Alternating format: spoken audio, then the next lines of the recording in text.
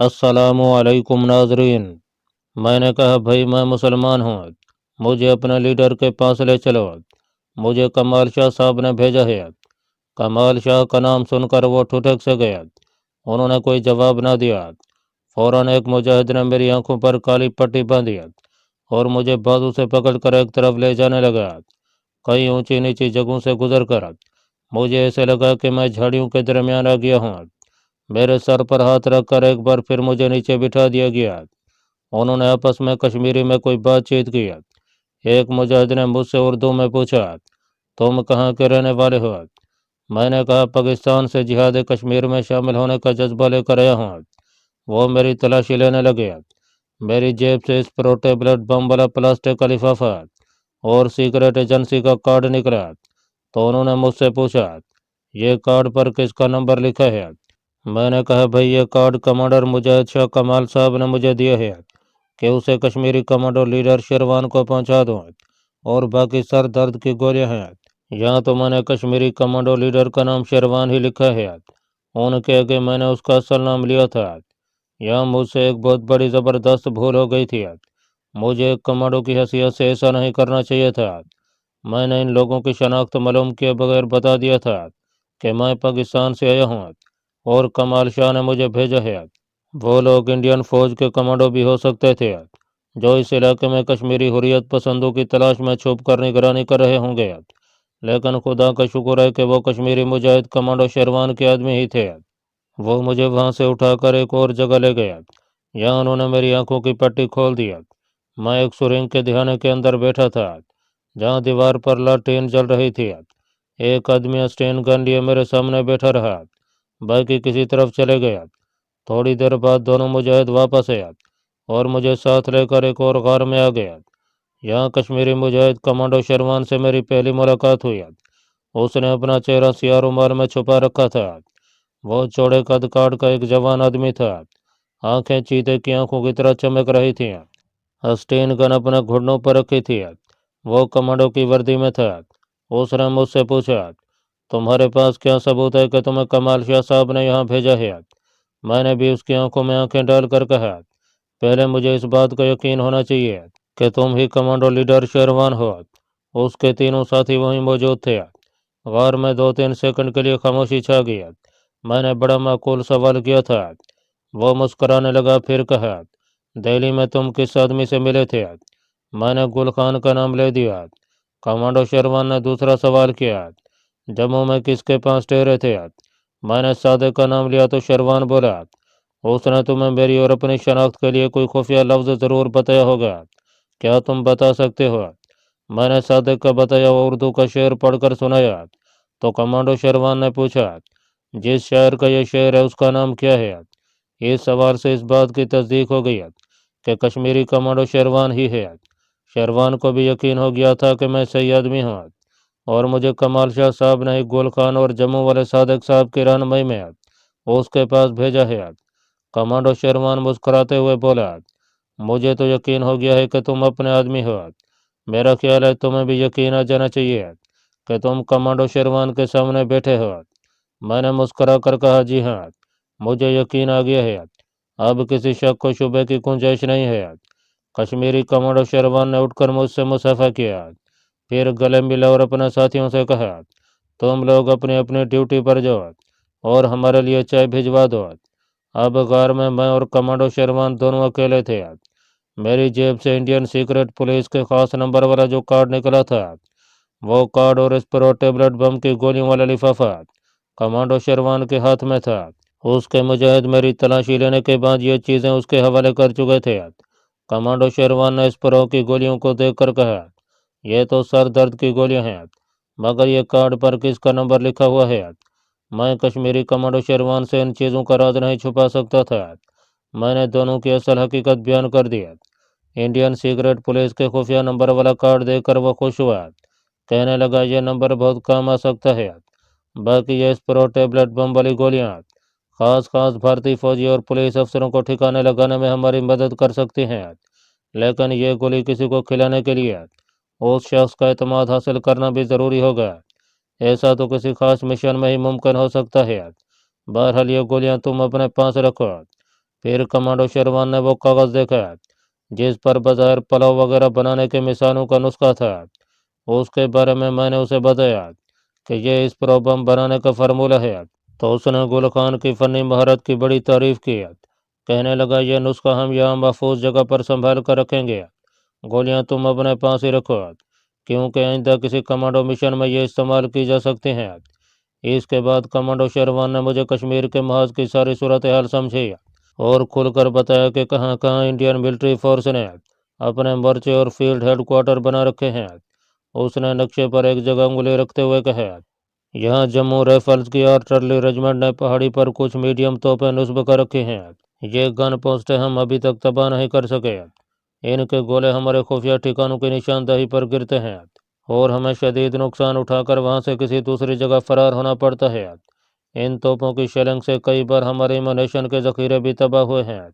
मैंने पूछा, इंडियन फौज को आप लोगों के खुफिया ठिकानों का कैसे पता चल जाता है? आप इसका सदेबाप क्यों नहीं करते?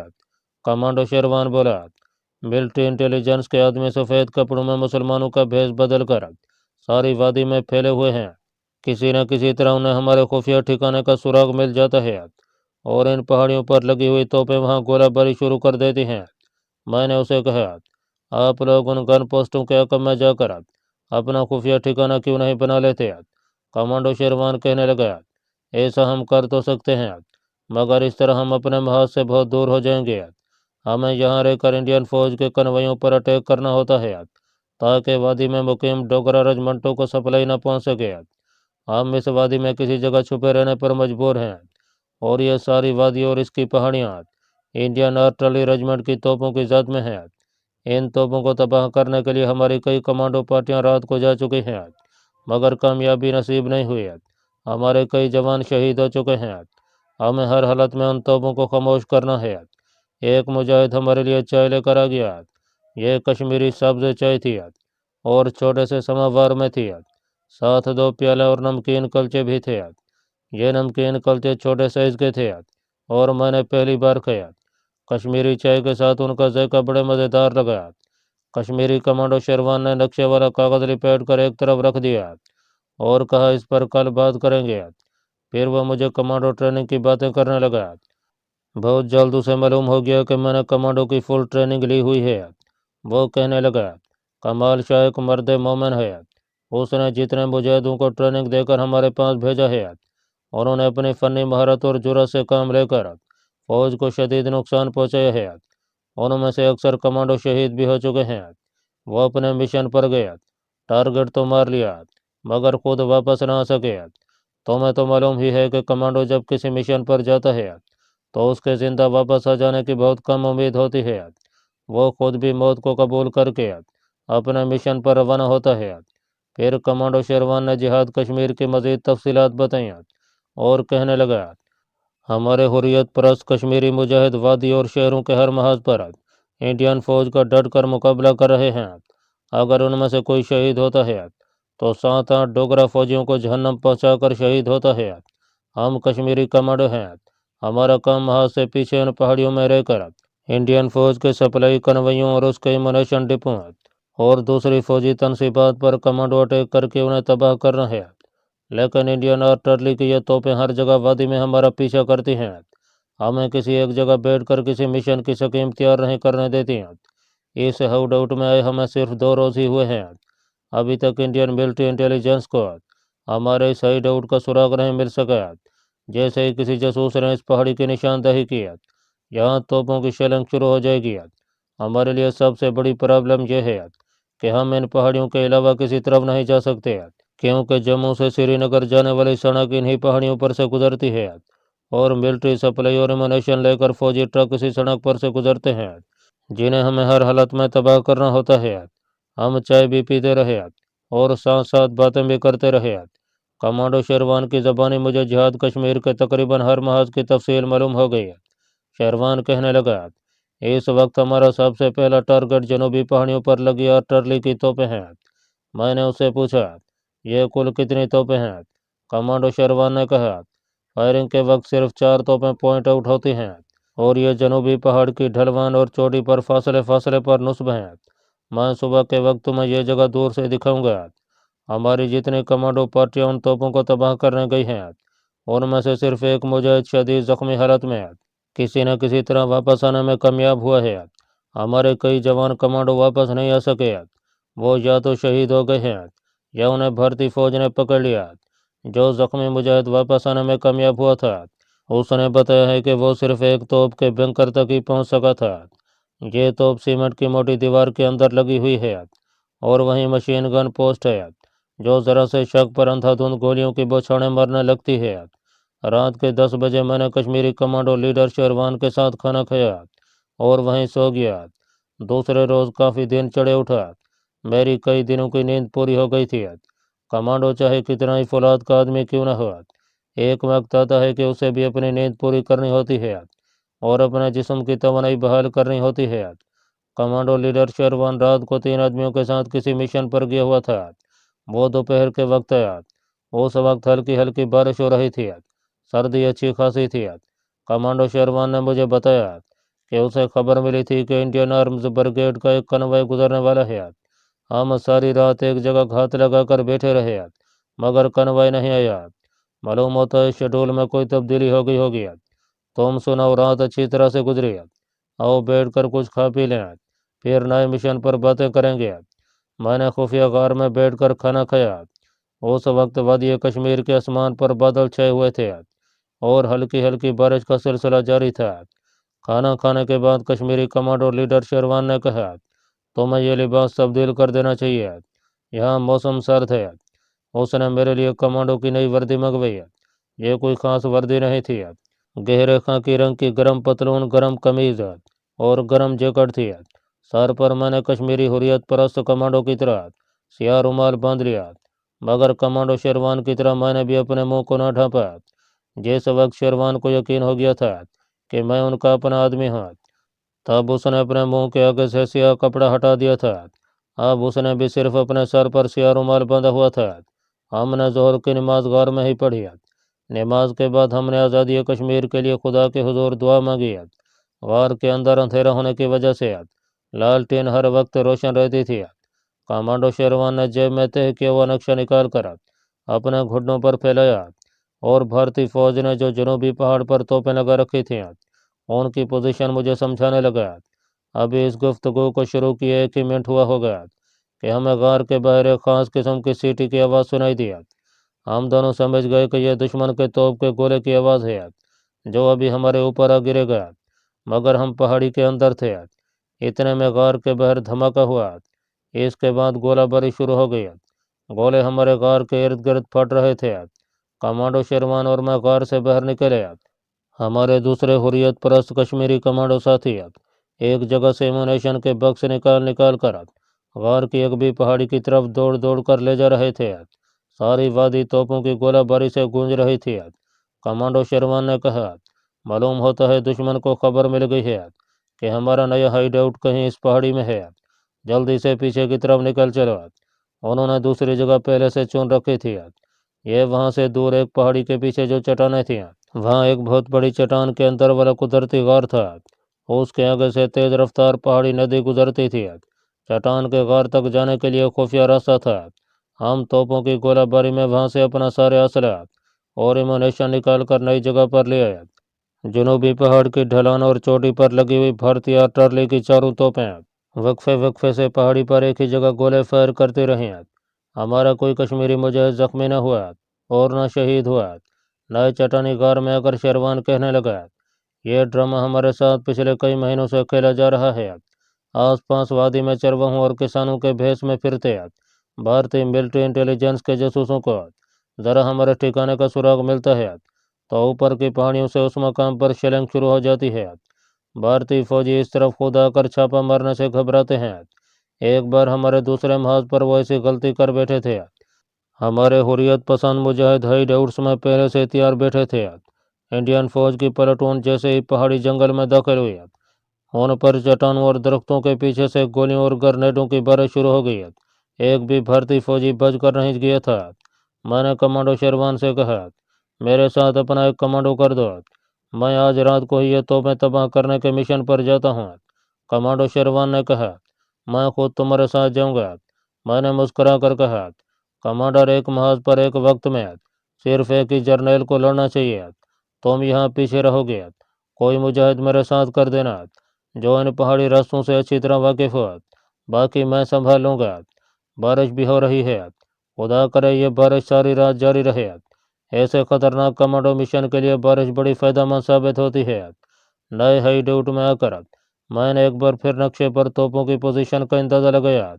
जिस वक्त ये तोपें शेलिंग कर रही थीं उस वक्त मैंने एक टेकरी पर खड़े होकर पहाड़ की ढलान का गौर से मुशाहिदा किया। तोप जब गोला फायर करती है तो रात को उसमें से शोला निकलता दिखाई देता है, लेकिन दिन के वक्त सिर्फ धुआं निकलता है। ये दिन का वक्त है। मैंने देखा कि पहाड़ की ढलान पर 4 जगहों से गोले फायर हुए थे। उन चारों जगहों से फायर के बाद धुआं निकलता देखकर मैंने अंदाज़ा लगाया था कि तोपें पहाड़ की चोटी से काफ़ी नीचे एक लाइन में नस्ब की गई हैं और उन चारों के दरमियान मेरे हिसाब से ज़्यादा 60-70 गज का फासला था, जो पहाड़ी जंगल होने की वजह से 100 गज भी हो सकता था। यह सारी बातें मैंने अपने जहन में बिठा ली थीं और इसकी रोशनी में नक्शे पर कश्मीरी कमांडो लीडर शेरवान के लगाए हुए पेंसिल के निशानात देख रहा था। जब मैंने सारी पोजीशनें जहन में अच्छी तरह से बिठा ली तो कमांडो लीडर शेरवान से कहा, मेरा ख्याल है हमें उस वक्त अपने मिशन पर निकल जाना चाहिए। कमांडो लीडर शेरवान ने मेरे साथ एक कश्मीरी कमांडो कर दिया जिसका असल नाम कुछ और था। फर्जी नाम मैं जहांगीर भट्ट रख लेता हूँ। ये तरबियत याफ्ता कमांडो था और मेरी तरह जवान और तवाना था। उस वक्त रात के 9-9:15 बजे का टाइम हो गया। हमारे पास एक एक मशीन गन थी, 8-8 ग्रेनेड थे। कमांडो चाकू मेरे पास भी था और ऐसा ही एक चाकू जहांगीर भट्ट के पास भी था। जहांगीर भट्ट तमाम पहाड़ी इलाकों से वाकिफ था। जिस वक्त हम अपने खुफिया ठिकाने से निकले तो रात तारीख थी, मगर बूंदाबांदी रुक गई थी। अखरोट और चनार के ऊंचे ऊंचे दरख्तों के अंधेरे में बारिश का रुका हुआ पानी टप टप गिर रहा था। जहांगीर भट्ट मुझे एक पहाड़ी के पीछे से निकाल कर एक छोटी सी वादी में ले आया।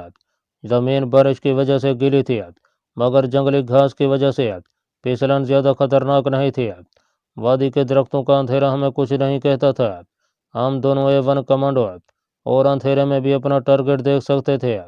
हम खामोशी से चले जा रहे थे। इस किस्म के कमांडो मिशन पर जाते हुए खामोशी सबसे ज़्यादा ज़रूरी होती है। सिर्फ इंतहाई ज़रूरत के वक्त हम एक दूसरे से एक आध बात सरगोशी में कर लेते हैं। ज़्यादातर हम अंधेरे में इशारों से काम लेते हैं। हम वादी से निकल गए। अब वो पहाड़ हमारे सामने था जिसकी ढलान पर चोटी के करीब इंडियन आर्मी की किसी आर्टिलरी रेजिमेंट के अपने 4 मीडियम तोपें डिप्लॉय कर रखी थी और जो कश्मीरी मुजाहिदीन को ख़ास तौर पर हुर्रियत परस्त कमांडो को सख्त नुकसान पहुंचा रही थी। जहांगीर भट्ट चलते चलते रुक गया। वो झुककर कुछ देखने लगा, फिर मेरे करीब होकर धीमी आवाज़ में बोला, दोस्त हम ठीक रास्ते पर जा रहे हैं, मेरे पीछे पीछे चले आओ। हमने एक बरसाती पहाड़ी नाला अबूर किया। पानी हमारी पिंडलियों तक था, मगर बड़ा तेज़ रफ्तार था। दूसरे किनारे पर जंगल का एक खुला तख्त आ गया। यहाँ कहीं कहीं अमूदी चट्टानें रात के अंधेरे में ऊपर को उठी नजर आ रही थीं। जहांगीर भट्ट उन जंगलाती पहाड़ी रास्तों का भेदी था। हम चलते चलते एक खड्ड में उतर गए। ये खड्ड आगे जाकर एक तरफ मुड़ गई थी जिसमें झाड़ियाँ ही झाड़ियाँ थीं। रास्ता पत्थरों से भरा हुआ था। खड्ड में हम काफ़ी देर चलते रहे। इसके दोनों किनारे दीवारों की तरह ऊंचे थे। खड्ड से बाहर निकले तो दीवार और चनार के दरख्तों के झुंड ऊपर को जा रहे थे। जहांगीर भट्ट ने आहिस्ता से कहा, दोस्त यहाँ से खतरनाक एरिया शुरू हो रहा है। ये उस पहाड़ की ढलान है जहाँ तोपें लगी हुई हैं। मैंने कहा, इन गन पोस्टों की गश्ती पार्टियां भी रात को ज़रूर गश्त पर होंगी। जहांगीर भट्ट ने आहिस्ता से कहा, हमें उनसे भी होशियार रहना होगा। चीड़ के दरख्तों का जंगल पहाड़ की ढलान पर ज़रा ऊपर जाकर अचानक ख़त्म हो गया। अब उन पर झाड़ियाँ ही झाड़ियाँ थीं। मैंने अंधेरे में एक जगह रुक कर ऊपर देखा। बड़ी पहाड़ी ढलान थी जहाँ मैंने शुरू रात में तोपों को फायर करते देखा था, मगर ऊंचाई काफ़ी फासले तक चली गई थी। हम एक दूसरे के दरमियान 5-5 गज का फासला लेकर झाड़ियों को पकड़ पकड़ कर पहाड़ की चढ़ाई चढ़ रहे थे। यहाँ गन पोस्टों की गश्ती पार्टी का कोई भी डोगरा फौजी हमें मिल सकता था। हम बड़ी एहतियात के साथ बगैर आवाज़ पैदा किए आहिस्ता आहिस्ता ऊपर चढ़ रहे थे। रात के अंधेरे में अंदाजे से दुश्मन की तोपों के बैंकरों को पॉइंट आउट करना कोई आसान काम नहीं था। जब हम तकरीबन पहाड़ की आधी चढ़ाई चढ़ गए तो मैंने जहांगीर बट को अपने मुंह से एक परिंदे की हल्की सी आवाज़ निकाल कर रोक दिया। वो वहीं झाड़ी के पास बैठ गया। मैं लपक कर चलता उसके पास गया और सरगोशी में बोला, मुझे सिगरेट के तंबाकू की बू महसूस हुई है। जहांगीर बट ने सांस 2-3 बार ऊपर खींचकर फिजा को सूंघा और आहिस्ता से बोला, लगता है गन पोस्ट की पेट्रोल पार्टी के आदमी आसपास ही हैं। सिगरेट की बू बहुत हल्की थी। उसे एक कमांडो ही फिजा में सूंघ सकता था। वो मुसलसल नहीं आ रही थी। उसकी एक छोटी सी लहर हमारे करीब से होकर गुजर गई थी। बारिश की वजह से झड़ियाँ गीली थीं। हम वहीं बैठ गए। फिर मैंने जहांगीर बट के कान में कुछ कहा। वो जल्दी से मुझसे 10 कदम के फासले पर बाएं जानब होकर झाड़ियों में बैठ गया। मेरी नाक फिजा में सिगरेट की बू तलाश कर रही थी। मैंने जहांगीर बट कमांडो के कान में ये कहा था कि अगर गश्ती पार्टी डोगरों की 2-2 4-4 की टोली इधर है तो उसे गुजर जाने देना। हमें खामखा उन पर कमांडो अटैक की कोई ज़रूरत नहीं थी। ये मैंने इसलिए कहा था कि अगर हम उन पर झपटे तो उनके 2 फौजियों के तो चश्मे ज़दन में गर्दन तोड़ देंगे। लेकिन अगर तीसरे फौजी ने भी फायर कर दिया तो ऊपर गन पोस्ट पर दुश्मन बेदार हो जाएगा और हमारा मिशन भी साथ ही तबाह हो जाएगा। हम 10-15 मिनट तक झाड़ियों में छुप कर बैठे रहे। दोबारा ना तंबाकू की बू आई, ना ही दुश्मन की गश्ती पार्टी का कोई फौजी उधर से गुजरा। मैं दबे पांव चलकर जहांगीर के पास गया और उसे कहा, हमें मजीद ऊपर चलना होगा। चढ़ाई दुश्वार गुजार थी। हम अपनी ट्रेनिंग के मुताबिक आहिस्ता आहिस्ता एक दूसरे के दरमियान थोड़ा फासला डाले चढ़ते जा रहे थे। थोड़ी दूर ऊपर गए तो छोटे छोटे दरख्तों ने हमारा रास्ता रोक लिया। हम कभी किसी दरख्त के बाएं तरफ से और कभी दाएं जानब से होकर चढ़ाई चढ़ते गए और कोशिश करके अपनी सिमत को बरकरार रखा। अचानक हमें इंसानी आवाज़ें सुनाई दी। हम वहीं अपनी अपनी जगह पर दबे गए। 2 आदमी बातें करते आ रहे थे। ये गश्ती पार्टी के डोगरा सिपाही हो सकते थे। आवाज़ें करीब आई तो सिगरेट की बू भी आई। गश्ती पार्टी को पेट्रोल ड्यूटी पर सिगरेट पीने की इजाज़त नहीं होती लेकिन ये डोगरे सिगरेट पी रहे थे। लगता था कि जैसे सिगरेट को मुट्ठी में छुपा कर पी रहे हैं, क्योंकि जिस तरफ से आवाज़ें आ रही थीं उस तरफ मुझे सिगरेट की चमक एक बार भी दिखाई नहीं दी थी। दोनों डोगरा सिपाही अपने किसी कमांडिंग ऑफिसर के खिलाफ बातें कर रहे थे। मैंने झाड़ी के पीछे बैठे आंखें सुखाड़कर गौर से देखने की कोशिश की। दरख्तों के दरमियान मुझे 2 साए दिखाई दिया जो हमारी तरफ ही आ रहे थे। मैंने सांस रोक लिया। कमांडो जहांगीर बट ने भी सांस को रोक लिया होगा। रात के अंधेरे में डोगरा सिपाही सामने से हमारे दरमियान से गुजर गया। वो झाड़ियों को पकड़ पकड़ कर पहाड़ के पहलू में से होकर जा रहे थे। ना वो चढ़ाई चढ़ रहे थे, ना ढलान पर नीचे उतर रहे थे। जब वो दूर चले गए और उनकी आवाज़ें आना भी बंद हो गई तो जहांगीर बट झाड़ियों से निकलकर मेरे पास आकर बैठ गया और सरगोशी में बोला, मालूम होता है कि हम टारगेट के करीब पहुंच गए हैं। मैंने उसे कहा, ऊपर 4 तोपें लगी हैं। मेरे अंदाजे के मुताबिक उनका दरमियानी फासला 60-70 गज से ज़्यादा नहीं है। अगर कोई एक गन पोस्ट पॉइंट आउट हो जाए तो वो मेरा टारगेट होगा। तुम उसके मुतवाज़ी दूसरी गन पोस्ट पर अटैक करोगे। हमने अपने पास जो 8-8 ग्रेनेड और एक स्टीन गन उठा रखी थी इंतहाई मजबूरी का असला था। यानी ये उस वक्त इस्तेमाल करना था जब दूसरा कोई चाराकार ना हो, वगरना हमारा मिशन एक खामोश कमांडो मिशन था। हमें 4 गन पोस्टों पर इस तरह हमला करना था कि मोर्चे में मौजूद डोगरा फौजियों को मशीन गन फायर करने की मोहलत न मिल सके। हम दुश्मन को खामोशी से चीते की तरह झपट कर आनन फानन हलाक कर देना चाहते थे। अगर एक गन पोस्ट की मशीन गन फायर होती है तो दूसरे पोस्ट के सिपाही एकदम फायर खोल सकते थे। इस तरह हमारी स्कीम के नाकाम हो जाने का खतरा था। मैंने अंधेरे में पहाड़ी के ऊपर की तरफ देखते हुए जहांगीर बट से कहा, मेरे हिसाब के मुताबिक एक गन को इसी जगह होना चाहिए। अचानक चारों तरफ रोशनी फैल गई। हमने सर नीचे कर लिया। दुश्मन को शायद शक पड़ गया था कि कश्मीरी कमांडो पार्टी अटैक करने आ रही है, या फिर उसने एहतियात के तौर पर एक साथ 3 रोशनी राउंड फायर कर दिए थे। ये रोशनी राउंड ऐसे थे कि जिनके साथ पैराशूट बंधे हुए थे और रोशनी के गोले आहिस्ता आहिस्ता नीचे आ रहे थे। सारी वादी रोशन हो गई थी। मेरी निगाहें ऊपर लगी हुई थीं। पहला रोशनी राउंड पैराशूट के साथ आहिस्ता आहिस्ता नीचे आकर दरख्तों में गायब हो गया। दूसरे रोशनी राउंड में भी ऊपर ना देख सका। तीसरा रोशनी राउंड फायर हुआ तो अचानक मुझे ऊपर झाड़ियों में से एक गन की नाली बाहर निकली हुई नजर आ गई। मैंने जहांगीर बट का कंधा हिलाकर इशारे से ऊपर गन की नाली या बैरल दिखाया उसने खुश होकर ऐसा से कहा, दोस्त ये मीडियम गन की नली है। या अल्लाह तेरा करम है। मेरे मुंह से बेख्तियार निकला। रोशनी राउंड बुझ गए थे। वादी और पहाड़ियों पर एक बार फिर तरीकी छा गई थी। दुश्मन ने रोशनी राउंड की रोशनी में हमें तो नहीं देखा था, मगर हमने दुश्मन की 4 तोपों में से एक तोप को देख लिया था। हमने उस तोप के रुख की जानब चढ़ाई पर चढ़ना शुरू कर दिया। हम इस तरह चढ़ाई चढ़ रहे थे जिस तरह कोई चीता या शेर अपने शिकार को देखकर दबे पांव अपने जिस्म को सुकेड़ कर उसकी तरफ आवाज पैदा किए बगैर बढ़ता है।